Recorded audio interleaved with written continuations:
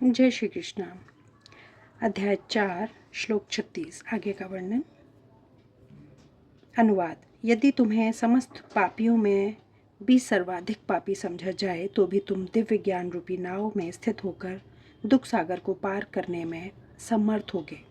तात्पर्य, श्री कृष्ण के संबंध में अपनी स्वाभाविक स्थिति का सही सही ज्ञान इतना उत्तम होता है कि अज्ञान सागर में चलने वाले जीवन संघर्ष से मनुष्य तुरंत ही ऊपर उठ सकता है। यह भौतिक जगत कभी कभी अज्ञान सागर मान लिया जाता है तो कभी जलता हुआ जंगल। सागर में कोई कितना भी कुशल तैराक क्यों न हो, जीवन संघर्ष अत्यंत कठिन है। यदि कोई संघर्षरत तैरने वाले को आगे बढ़कर समुद्र से निकाल लेता है तो वह सबसे बड़ा रक्षक है। भगवान से प्राप्त पूर्ण ज्ञान मुक्ति का पथ है। कृष्ण भावनामृत की नाव अत्यंत सुगम है, किंतु उसी के साथ साथ अत्यंत उदात्त भी। श्लोक 37। अनुवाद। जैसे प्रज्वलित अग्नि ईंधन को भस्म कर देती है, उसी तरह हे अर्जुन, ज्ञान रूपी अग्नि भौतिक कर्मों के समस्त फलों को जला डालती है। तात्पर्य, आत्मा तथा परमात्मा संबंधी पूर्ण ज्ञान तथा उनके संबंध की तुलना यहाँ अग्नि से की गई है। यह अग्नि न केवल समस्त पाप कर्मों के फलों को जला देती है, अपितु पूर्ण कर्मों के फलों को भी भस्मसात करने वाली है।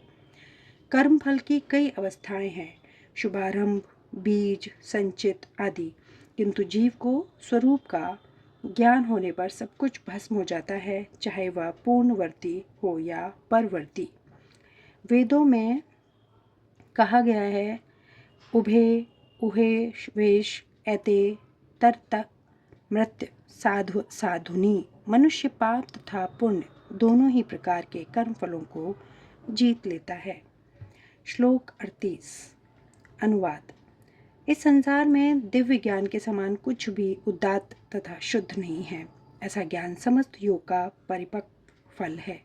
जो व्यक्ति भक्ति में सिद्ध हो जाता है, वह यथा समय अपने अंतर में इस ज्ञान का आस्वादन करता है। तात्पर्य, जब हम दिव्य ज्ञान की बात करते हैं तो हमारा प्रयोजन आध्यात्मिक ज्ञान से होता है। निसंदेह दिव्य ज्ञान के समान कुछ भी उदात्त तथा शुद्ध नहीं है। अज्ञान ही हमारे बंधन का कारण है और ज्ञान हमारी मुक्ति का।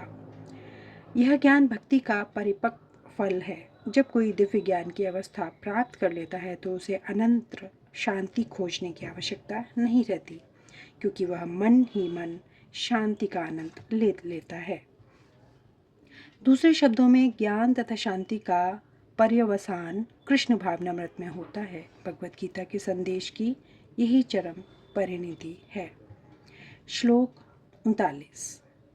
अनुवाद। जो श्रद्धालु दिव्य ज्ञान में समर्पित है और जिसने इंद्रियों को वश में कर लिया है, वह इस ज्ञान को प्राप्त करने का अधिकारी है और इसे प्राप्त करते ही वह तुरंत आध्यात्मिक शांति को प्राप्त होता है।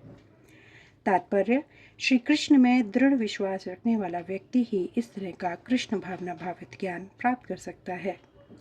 वही पुरुष श्रद्धावान कहलाता है, जो वह यह सोचता है कि कृष्ण भावना भावित होकर कर्म करने से वह परम सिद्धि प्राप्त कर सकता है। यह श्रद्धा भक्ति के द्वारा तथा हरे कृष्ण कृष्ण कृष्ण हरे हरे, हरे राम राम राम हरे हरे मंत्र के जाप द्वारा प्राप्त की जाती है, क्योंकि इससे हृदय की सारी भौतिक मलिनता दूर हो जाती है। इसके अतिरिक्त मनुष्य को चाहिए कि अपनी इंद्रियों पर संयम रखे।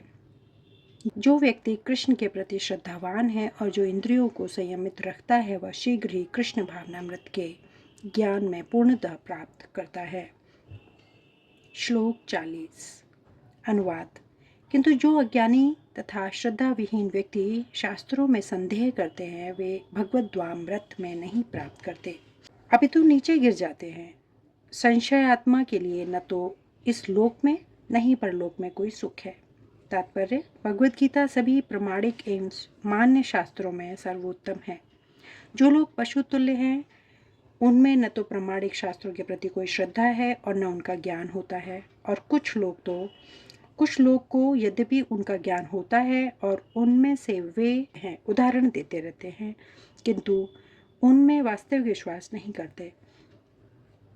यहाँ तक कि कुछ लोग जिनमें भगवत गीता जैसे शास्त्रों में श्रद्धा होती भी है, फिर भी वे ना तो भगवान कृष्ण में विश्वास करते हैं न उनकी पूजा करते हैं। ऐसे लोगों को कृष्ण भावनामृत का कोई ज्ञान नहीं होता। वे नीचे गिरते हैं। उपर्युक्त सभी कोटि के व्यक्तियों में जो श्रद्धालु नहीं हैं और सदैव संशयग्रस्त रहते हैं, वे तनिक भी उन्नति नहीं कर पाते। जो लोग ईश्वर तथा उनके वचनों में श्रद्धा नहीं रखते, उन्हें न तो इस संसार में और न भावी लोक में कुछ हाथ लगता है।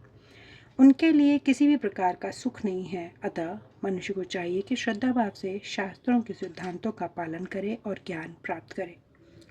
इसी ज्ञान से मनुष्य आध्यात्मिक अनुभूति के दिव्य पद पर पहुंच सकता है।